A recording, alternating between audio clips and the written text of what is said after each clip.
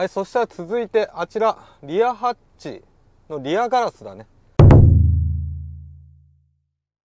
はい、皆さんこんにちは。車の大自然角家シノッピーです。今回は無水エタノールとあと精製水を購入したので、この2つを使って車の内窓をちょっと拭いていこうと思います。で、2つとも車の内窓に有効的ですよって結構言われていて、僕もね過去にピクピカのシートとかいろいろ使ってきたんだけども、その時のコメントで無水エタノールと精製水を勧められました。なので一応買ったんだけども、金額で言うと無水エタノールこれがだいたい1000円ぐらいします。で精製水の方がだいたい100円ぐらい、10分の1なので、金額で言うと精製水の方がいいのかなと思ってます。で両方とも汚れを落としてくれる。でこの無水エタノールの方は、無水なので水分が入っていません。なのですぐ揮発するので、水のこの拭き筋みたいのが残りにくいと。で精製水の方もシミみたいな、拭いた時に拭き筋ができてそれがシミになってしまうのは、水道水とかに含まれている、ミネラル分とか、不純物が残って、水垢みたいな感じになるんだけども、この精製水はそういった不純物が極めて少ない水になるので、その水垢みたいなこのシミができにくい。でどっちがいいのかっていうところなんだよね。で無水エタノールとあと消毒用のエタノールってあるんだけども、それの違いは、この水の量なので、無水エタノールで拭いてみてちょっと乾きが早すぎてちょっと使い物にならないなってなった場合は、精製水を混ぜて乾きを遅くするみたいな使い方もできるんだけども、どっちがいいんだろうね。精製水の方がいいと思うんだけども、やっぱそのコスパもいいし、ちょっと使ってみないと分かんないので、今から実際にちょっと両方とも使って車のね内窓を拭いてみようと思います。そしたら実際にやってみましょうか。これは BMW ミニの内窓ですね。こんなんでうまく撮影できるのかわからないけども、とりあえずやってみます。で無水エタノール、あと精製水もなのかな、一応使う時は、換気という形でドアを開けた状態で施工してあげてください。まず精製水からちょっと使ってみます。で使い方としてはショップタオルですね。ショップタオルに精製水だったりエタノールを染み込ませて、で拭いていく。でその後に綺麗なクロスを使って仕上げ拭きをしていきます。普通のクロスに染み込ませるってなると結構な量を使わないといけなくなっちゃうので、といって、ティッシュでやったらボロボロになっちゃったりするので、ショップタオルがおすすめです。これはコストコのショップタオルを使います。で精製水をここにちょっとこう垂らしてあげて、で拭いてあげる。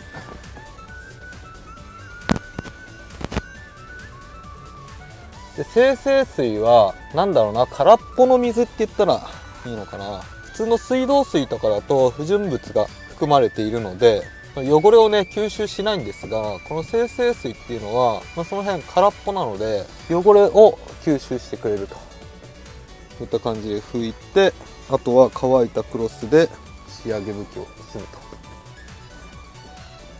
と。全然拭き筋残らない。ちょっと適当に拭いても大丈夫だ。全然水道水よりいいわ。で水道水でも固く絞ったタオルで乾いたクロスを何枚か用意して拭き上げれば、そんな面倒ではないんだけども、すごい楽だった。全然伝わんないよね。伝わんないと思います。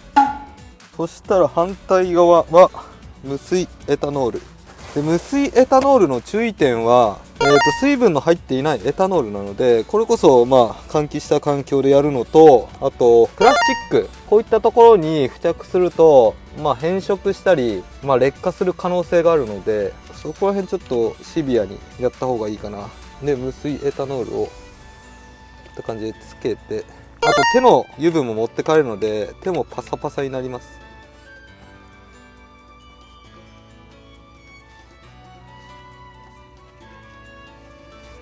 で匂いがちょっときついね。早っ、もう乾いてる。なるほどなるほど。全然精製水の方が使いやすいわ。もう無水エタノールはおしまいでいいやぐらい。若干吹き筋みたいのが残っちゃってるな。ちょっと精製水使っていきます。なんかね、精製水の方が伸びるっていうのかな。エタノールの方はちょっと揮発性が高いからなんか途切れ途切れになるんですよ。だからうまくこうやって全体的に拭くのがちょっと難しい感じがする。ちょっと汚れ取れた。でこう伸びるんだけども拭き筋も残らない。あー、すげえすっきりする。精製水強っ。これね伝わんないんですよ多分。ちょっともう少し分かりやすい方法ないかな。はい、そしたら続いてあちらリアガラスに、精製水を使ってちょっと汚れを落としていこうと思います。これはね結構汚れてると思う。ちょっとやっていきましょう。はい、そしたらちょっと分かりやすく近い距離にしました。こっち側はちょっと精製水を使って拭く。で左側こっち側は無水エタノールを使って拭いていくと。で最初精製水できれいにしてでマスキングテープを剥がしてこの違いっていうのを一回見てで残った汚れをちょっと無水エタノールで試してみて、汚れが残ってるようだったらまた精製水を使って拭く。そういう形にしようと思います。一旦ちょっときれいにしてあるんだけども外側精製水で一回拭いて中拭いてみたいな順番でいこうと思います。はい、そしたら外にやってきました。じゃあこっち側ですね。こっち側を精製水で汚れを落としていくと。でこの精製水なんだけども何度か使ってるとこの水がね汚れを吸収してもう汚れを吸わなくなってくるので定期的にこのソップタオルを変えて拭いてあげるといいですね。このマスキングテープからカメラから言うと右側に精製水を使って拭いていくと。で油膜とかは完全に取れないね。これは取れなさそうです。でクロス綺麗なクロスで拭き上げる。ほんと綺麗に拭き上げられる。クロスの面を変えてまた拭く。乾いてる面をしっかり使ってあげる。これがねすごい重要です。で拭き筋とかが残ってしまう人、その普通の水道水でもそうなんだけどもそういう人はこの面ガラスをねしっかり見ていない。こういう風にガラスを見る角度もしっかり変えてあげてでシミ拭き筋残っていないかをしっかり確かめる。そうしないと何も見えない状況だったらどんな上手い人がやっても拭き筋っていうのは残ってしまうので、これで終わり。すごい綺麗。こっちと比べるとあんまよくわからない。続いて中いきます。外はすごく綺麗になりました。なので続いて中、これ結構ね汚れてますよ。拭いていきます。でこれ熱線があるので極力横に拭いてった方が熱線を傷めないで済むかな。すごい汚れ。汚い。ヤニ汚れも落ちますね。ちょっと一瞬明るくします。見える？この通り汚れがびっしりついてます。だから精製水でも汚れをしっかり落としてくれるっていうのが分かりますね。それちょっと一回戻します。で精製水はやっぱりねエタノールと違って乾きが早くないから、エタノールだったら今汚れを見せてる間にもう乾いちゃってる。でそこがちょっとなんか筋みたいになっちゃうのでいいでしょう。乾いたクロスで拭いていく。全然違うね。これわかる？わかんの？これって。いやほんと全然違うよ。ちょっと一回マスキング剥がしてみます。剥がした方が分かりやすい可能性がある。外から見ても違うねこれ。やっぱ曇ってるわ若干こっちの方が。ちょっと剥がしていきます。違う。超違う。近見ると全然違う。ちょっと距離を離してみます。ちょっとね正面からだと分かりづらかったのでちょっと斜めにしてみました。このポールの色を見れば一目瞭然ですね。ちょうど境目がここにあります。こっからこっちとこっからこっちのポールの色が全然違う。もう分かるかな。分かってくれい。もうくっきりです。いいね精製水。近い距離だと分かるね。このポールこれです。これが境目。こっから右は精製水で綺麗に拭いてあります。で今一応ねちょっとピントをガラス側に合わせてあるのでちょっと背景が溶けちゃってるんだけども、こっから左側は何もしてない汚い方です。汚いね、それにしても。ほんとほら全然違う。この下のところもちょうどここら辺だね。こっちやっぱ若干曇ってるね。すっきりしていない。こっちはなんかすっきりしてます。ガラスが綺麗になるとね、やっぱね気持ちいいです。僕はボディよりガラス綺麗な方が好きかな。まあ、ボディももちろんね綺麗であってもらいたいんだけども、ガラスが綺麗だと、あ、この人綺麗好きなのかなっていう感じがする。いるんだよね、外は綺麗だけど中は汚い人。中まで綺麗だと好感持てますね。したらまあ精製水の凄さは分かったので、次こっち側ですね。この今汚れてる方に無水エタノールを使ってちょっと綺麗にしていこうと思います。そしたらこのままちょっとマスキング中から貼っちゃおうか。ちょっとこの汚れをマスキング1枚分残して、で左側をやっていきましょう。そしたら外からいきますか。でこのガラスに、砂ぼこりが残っている場合は綺麗にしてからちゃんと拭いてあげてください。その砂が噛んでガラスに傷つく可能性があるので、そこら辺はちょっと注意が必要かな。あと無水エタノール、これ絶対ボディにつかないように注意してください。ですごいアルコールの匂いがするからちょっときついね。拭いてきます。ああ、もう乾いてく。ほら早いんですよ。でこの汚れをね伸ばしちゃって、この乾いた時に分かるかな、このシミっていうか汚れがさらに目立つ。で拭いてもね落ちない。もう良島だね。これはこの濡れてるのが残っているうちに拭かないと、ちょっとこのシミみたいのが取れないな。忙しいなこれは。使いづらい。正直に言うと使いづらいです。うわ使いづら。ちょっと中行きます。まだね外も完璧じゃないっぽいんですよ。ちょっとまだ汚れが残ってるんだけども、中に来ました。で窓とかは十分開けて換気してください。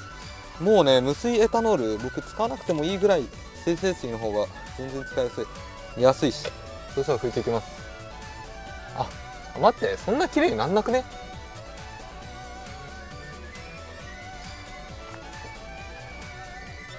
ちょっと待って。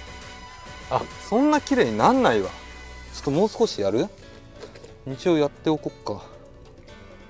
この熱線はちょっと気をつけてもらって、縦にやってもいいんだけども、あんまガシガシはやんないようにしてください。使いづらい。乾きが早くて使いづらい。よいしょ。一応施工が終わったので剥がしてみます。ほらほらって分かんないか。境目ここまだ白っぽいでしょ。こっち側もこのポールとの色の差、下で言うとここです。ここ真っ黒に対してちょっと白っぽい。全然違う。とにかく乾くのが早いのでちょっと使いづらいですね。そしたらちょっとまだ汚れが残ってるので精製水を使ってちょっと汚れを落としていきます。まだこの拭いてる感じね、この汚れが残ってるなっていう感じがしますよ。すげえ汚れてんじゃん。全然これね無水エタノールよりまだ消毒用のエタノールの方がいいかも。やっぱ無水だと早いわ、乾きが。伸びてくれるんですよね。で汚れがすごい取れる。精製水おすすめだわこれ。安いし何より。で終わったら綺麗なクロスを使って拭き上げます。もう巣になったね。巣ガラス。ほら違うよね。境目がもうずっと真っ黒になったもんね。